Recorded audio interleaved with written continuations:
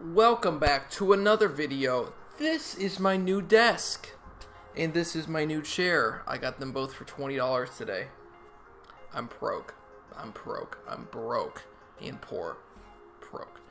So, in today's video, as you can see, this is why you shouldn't buy the MacBook Pro from 2017. And these are not the reasons that you want me to say. I'm Scott with Techno Eclipse, and I will see you after the intro.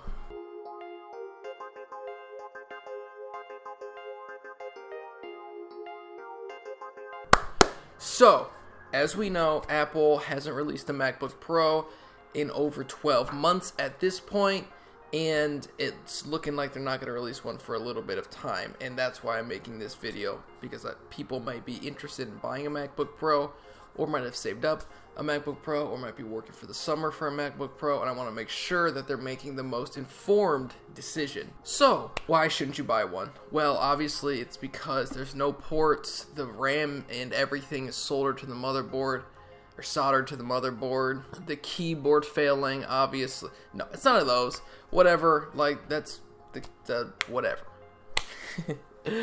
I don't really know what to say. The keyboard failing, looks like they're fixing it. Everything being soldered, you sort of know that when you buy an Apple product, and I don't think the lack of ports is actually a big thing. I think you actually get more ports. Yeah, you have to pay for it, but you get Thunderbolt 3 on 4 ports if you get a 15-inch, or even if you get 13-inch, you can upgrade to Thunderbolt 3 on all sides. And is it really that big of a deal to have to buy like a dongle that's like 70 bucks or something? And they get cheaper and cheaper as the days go by, because every laptop is coming out with Thunderbolt 3 on it, thanks to Apple. You can thank them later. I know you won't, but you can.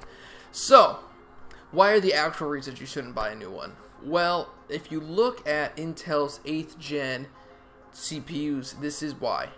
You know that they came out with 6-core i5s, they have 6-core i7s, they have 4-core i5s, 4 cores i3s. They got cores off the whiz. You know that they came out with those CPUs that have many more cores than what we're used to.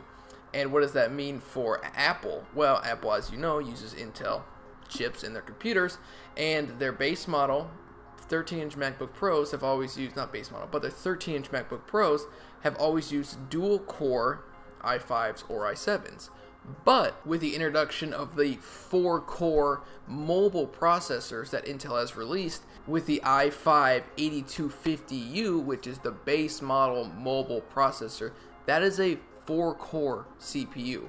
It is a true quad-core processor, as the lowest spec MacBook Pro will probably be receiving. Right now, that MacBook Pro costs $1299, and now you get a kind of a wimpy machine that's gets about a 6,000 on Geekbench multicolor score, 7,000, between 6 and 7,000. And with these new CPUs, you're going to see a huge jump in performance. You're actually going to get better performance on these new base model MacBook Pros if they actually release them with quad core. I don't know, knowing Apple, they'll probably release them with like dual core or single core somehow. And an interesting thing about this i5-8250U on Geekbench, if you compare the compute benchmarks from that to even the 2015, 2014, 2013 MacBook Pros i7, you're actually getting better scores. I just ran a Geekbench on mine today, and it was a 13,001. But with the 8250U, you're actually getting Geekbench scores higher than that. So that's a base model MacBook Pro. You're going to be able to actually edit in pretty intense video. You're not going to have a graphics card. Obviously, it's a 13-inch, but you're going to be able to edit and use a really powerful computer as the base model, thanks to Intel. You can thank Intel. This isn't really an Apple thing, this is an Intel thing.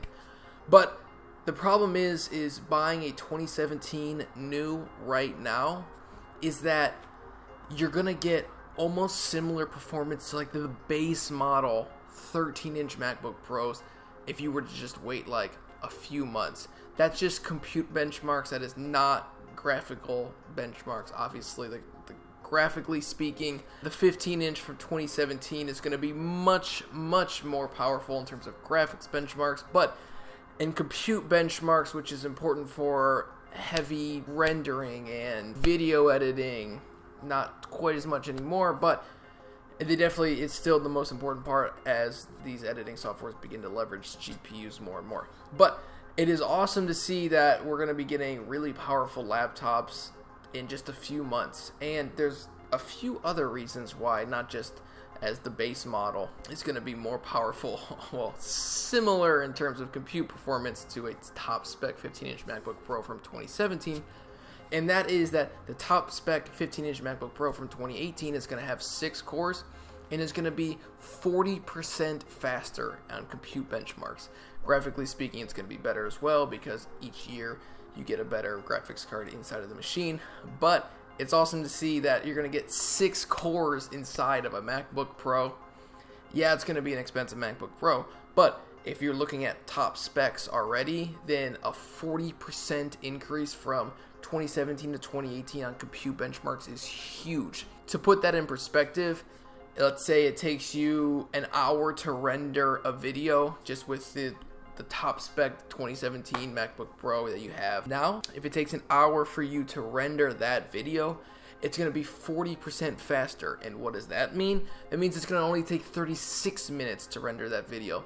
This is not just like, oh, it's like a 5% spec bump. It's not like the spec bump from the 6th gen CPUs to the 7th gen CPUs. This is not the 5% increase that we're kind of used to from Intel. This is a massive leap, and it's a welcome one, obviously, for Apple users and for people that use laptops in general. It makes mobile computing a much more viable option for not just people on the go, but also people that want to be able to be on the go, but have had to have desktops due to the fact that their CPU inside of their computer just simply wasn't powerful enough. But thanks to Intel, they released these mobile CPUs that have 6 cores, 4 cores, and these are going to be awesome. There's a couple more things with this new spec bump. I have no idea, I'm totally just guessing, but we may see MacBooks with 32 gigabytes of RAM in 2018. Obviously, I have no idea. This is a total guess and more of just a hope, I guess. I think it's about time for Apple to jump on the 32 gigabyte train.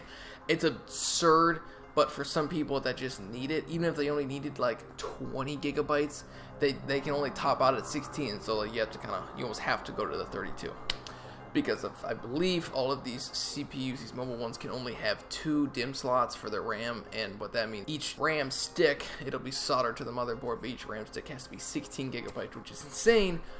But you're talking about, this is supposed to be the pro computer, the top spec computer. Apple should make it the top spec computer by giving a little bit more RAM and that's basically it. I think if you want a MacBook Pro right now really, really bad, get one. But if you can just wait 3 or 4 months, I know it's a long time, that's like a third or a fourth of the year, it is a really long time, but if you can wait, you're going to be getting a 40% performance benefit throughout the board. On the base model MacBook Pros now, you're talking about a Geekbench score that is literally half of what the i5-8250U does. Like, that is absurd. This is not just for people who want the top spec. This is for everybody. You just have to wait. You have to be patient, and you have to be willing to just put the time in order to get the best possible experience for yourself. And that's just waiting for the MacBook Pros to come out with an 8th gen Intel processor. Maybe they'll come out with 9th gen. I don't know when those are coming out. Maybe they'll wait until then, and that will be an even bigger spec bump, even more bigger, an even bigger spec bump. But those are my thoughts. I'd love to know what you guys think. I know obviously a lot of people kind of hate these new generation MacBook Pros, but they hated last generations when they came out because they didn't have FireWire, and then they'll hate the next generation because they don't have any ports. But these are obviously great laptops. They're still selling, so Apple's doing something right. So I would just love to know what you guys think about this in the comment section down below. If you liked the video, consider subscribing. We're growing bigger and bigger every day. And I don't know if you know this, but the Techno Eclipse is the fastest growing tech channel on YouTube. Don't look that up. And I think that... But if you did like the video, consider subscribing. Turn on the notifications. You probably won't get a notification, like I said. And a couple of videos ago, it doesn't really matter. But consider subscribing because it helps me out. And I like making these videos. And I think other people like these videos as well. I think we could have a little talking community here. So, if you liked the video, like it. If you didn't like the video, dislike it. And I will see you guys in the next video. Thanks again for sticking around. And again, I'd love to know your thoughts in the comment section down below. Peace out.